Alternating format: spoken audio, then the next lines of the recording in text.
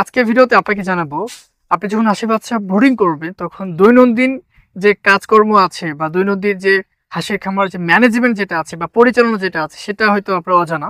তো এই ভিডিওতে আমি আজকে আপনাদেরকে জানাবো যে আপনি যখন হাঁসি বাচ্চা ব্রুডিং করবেন তো দৈনন্দিন মানে একদম সকাল থেকে রাত পর্যন্ত আপনার কি করণীয় থাকতে পারে বা কিভাবে এই কাজগুলো করলে কি কি কাজগুলো করলে আপনার হাঁসের বাচ্চাগুলো থাকবে ভালো, আপনার হাঁসের বাচ্চা থাকবে সুস্থ, আপনার হাঁসের বাচ্চা থাকবে স্বাভাবিক।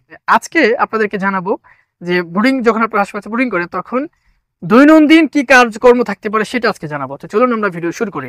দর্শক, পুরো ভিডিও জুড়ে আমি আপনাদের সাথে আছি মোহাম্মদ গোলাম রাব্বি। তো চলুন আমরা ভিডিও শুরু করি।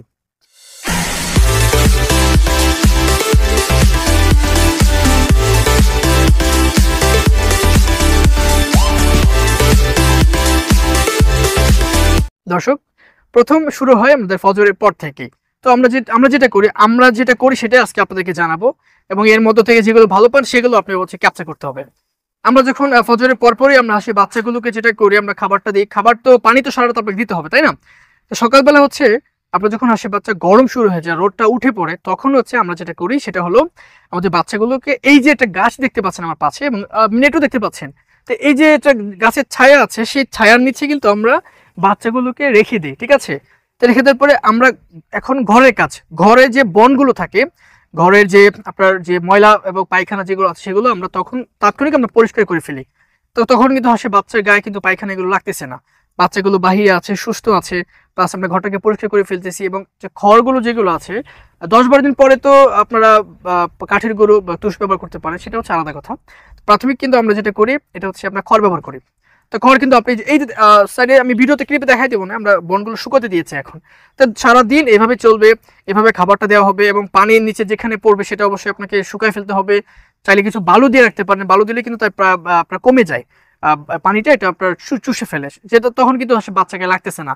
এবং হাঁসের বাচ্চাকে পানি লাগতেছে না, দ্যাট মিনস হাঁসটা হচ্ছে ঠান্ডার যে হওয়ার ব্যাপারটা এটা আসলে কমে যাচ্ছে। এবং খাবারটা আপনাকে খাবার শেষ খাবার দিয়ে ফেলতে হবে, খাবার শেষ খাবার দিয়ে ফেলতে হবে। এবং এর আগে ভিডিও করেছিলাম আমরা কিন্তু ঘোড়া ফিট ব্যবহার করেছিলাম, এখন কিন্তু আমরা মোটা ফিট ব্যবহার করতেছি। দেখতে পাচ্ছেন ভিডিওতে, আমার পিছনে দেখতে পাচ্ছেন, আমার সামনে দেখতে পাচ্ছেন, আসলে চারিদিকে হাঁসের বাচ্চা আসলে ভরপুর। তো এইভাবে হচ্ছে মেনটেন করতে হয়, এবং চেষ্টা করবেন পানিটা ঠান্ডা হওয়ার, পানির জন্য কোনোভাবে গরম না হয়, কারণ যে পরিমাণ আবহাওয়া এখন, যে পরিমাণ রৌদ্র, সেই দিক থেকে কিন্তু আসলে গরম হয়ে যাওয়াটা এটা হচ্ছে একটা স্বাভাবিক। সেই জন্য আপনাকে যেটা করতে হবে, পানিটা অবশ্যই যদি গরম হয়ে যায়, পানিটা ময়লা হয়ে যায়, ময়লাটা আপনাকে পরিষ্কার করে ফেলতে হবে, পানিটা ফালাই দিয়ে আপনাকে নতুন একটা পানি আপনাকে হাঁসের বাচ্চাকে সরবরাহ করতে হবে। তো এইভাবে দৈনন্দিন আপনি কাজটা করবেন, বাচ্চাগুলোকে একটু সুস্থ রাখবেন, বাচ্চা যেন জ্বর না হয়, জ্বর হওয়া থেকে একটু বাঁচায় রাখতে হবে, ঠিক আছে? কারণ আমরা তো শুধু শুধু বিক্রির জন্য কিন্তু আপনাদের ভিডিওতে ভাই আসি না, ঠিক আছে? আপনাদেরকে কিছু জানানোর জন্য, আমার খামারি ভাইদেরকে কিছু শেখানোর জন্য, নিজে কিছু শেখার জন্য আমাদের মূলত ইউটিউবে আসা। পাশাপাশি আমাদের এই যে ব্যবসাটাকে একটু প্রচার প্রসার করা, যেন আমরা সারা বাংলাদেশের এবং দেশের বাহিরেও যেন আমরা হাঁস এবং হাঁসের বাচ্চা সরবরাহ করতে পারি। ইনশাআল্লাহ সবাই দোয়া করবেন। ব্যাক টু ভিডিও, যেটা বলছিলাম, হাঁসের বাচ্চা খাবারের ক্ষেত্রে একটা সূক্ষ্ম এবং বিষয় হচ্ছে আপনাকে খাবারটা বেছে দিতে হবে। হ্যাঁ, হাঁসের খাবার যেন ভিজে না যায়, ফিডটা যেন একটু শুকনো থাকে। আমরা সবসময় সাজেস্ট করি নারিশ ফিড, কাজী ফিড এবং আস্থা ফিড, এগুলো আপনি ব্যবহার করবেন। 1 থেকে 7 দিন পর্যন্ত গোড়া ফিড ব্যবহার করবেন, এরপরে আপনি মোটা ফিড চালিয়ে ব্যবহার করতে পারেন। এবং এখন হচ্ছে ওষুধটা বিষয় দেখেন, আপনি দেখেন একটা হচ্ছে যখন প্রচুর পরিমাণে রোদ আপনার চলে আসবে তখন আপনাকে লাইসোভিট বা গ্লুকোজ জাতীয় যে ওষুধগুলো সেগুলো আপনি কিন্তু ব্যবহার করতে পারেন। তবে হাঁসের বাচ্চা তাৎক্ষণিক ঠান্ডা কিন্তু হয়ে যাবে। যখন দেখবেন আবহাওয়া খুবই গরম, রোদ্রে আপনি নিজেও ঘামতেছেন, নিজে কষ্ট হচ্ছে, তখন আমার মানুষের যদি কষ্ট আসে সেখানে তো হাঁসের বাচ্চা ভাই কষ্ট হওয়াটা স্বাভাবিক, তাই না? সেক্ষেত্রে আপনি ওই 1 কেজির বা হাফ কেজির মতো লাইসোভিট এবং হচ্ছে আপনার গ্লুকোজ বা হাঁসের বাচ্চা ক্লিয়ার হওয়ার জন্য, গ্যাস ক্লিয়ার হওয়ার জন্য, পায়খানা ক্লিয়ার হওয়ার জন্য 2+ আপনি ব্যবহার করতে পারেন।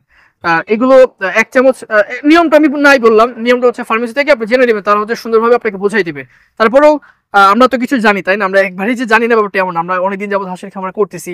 সেটা হচ্ছে 1 চামচ আপনি 5 লিটার পানি, গ্লুকোজ আপনি হাফ কেজির 10-15 লিটার 20 লিটার সেভাবে ম্যানেজ করে আপনি পানিটা সেভাবে আপনি সরবরাহ করে ফেলবেন। বাচ্চাগুলো থাকবে সুস্থ, বাচ্চাগুলো থাকবে স্বাভাবিক। এবং যাদের কাছে ব্রুডিংটা আসলে অসুবিধা হয়, এই হাঁসের বাচ্চাগুলো কিনতে পারবেন, আমরা সারা দেশে সরবরাহ করতে পারবো ইনশাআল্লাহ। অর্ডার করতে কি করতে হয় ভাই? অর্ডার স্ক্রিন নাম্বার যাচ্ছে, ফট করে কল করে ফেলবেন, আমরা পাঠিয়ে দেবো, দ্যাটস ইট। আর 2টা নিয়ম হচ্ছে আমাদের, আপনি যদি এখানে এসে নিয়ে যান তাহলে আপনাকে টাকা দিয়ে নিয়ে যেতে হবে, আর যদি হচ্ছে আমরা পাঠিয়ে দিতে হয় তাহলে আগেই আমাদেরকে টাকা পয়সা ক্লিয়ার করে ফেলতে হবে, আমরা মাল পাঠিয়ে দেবো। এছাড়া আমরা এর কোনো আর কোনো কিছু আমরা করি না, ঠিক আছে? তো আমি বলবো ভাই আপনারা দাওয়াত দাওয়াত রইল, আপনারা এখানে আসবেন, কিছু আমাদের আমাদের খামারটা দেখবেন, কিছু নিজে শিখবেন, আমাদেরকে কিছু দিবেন, হ্যাঁ আমরা আপনাদেরকে কিছু দিব, প্র্যাকটিক্যাল সব, কারণ দেখাই হচ্ছে আরেকটা, কথা বলাই হচ্ছে আরেকটা। এই জন্য আমরা বলবো আপনি এখানে এসে আমাদের খামারটা দেখে তারপর নিয়ে যাবেন ইনশাল্লাহ। তো কথা বেশি বাড়াবো না। তো সবাই ভালো থাকুন, ভালো রাখুন, এই প্রত্যাশা। যেভাবে বললাম সেভাবে খামারটা পরিচালনা করেন। আল্লাহ আপনাদের খামারে বারাকা দান করুক, আমার খামারে আল্লাহ বারাকা দান করুক। তো জাযাকুমুল্লাহু খাইরান। আসসালামু আলাইকুম ওয়া রাহমাতুল্লাহ।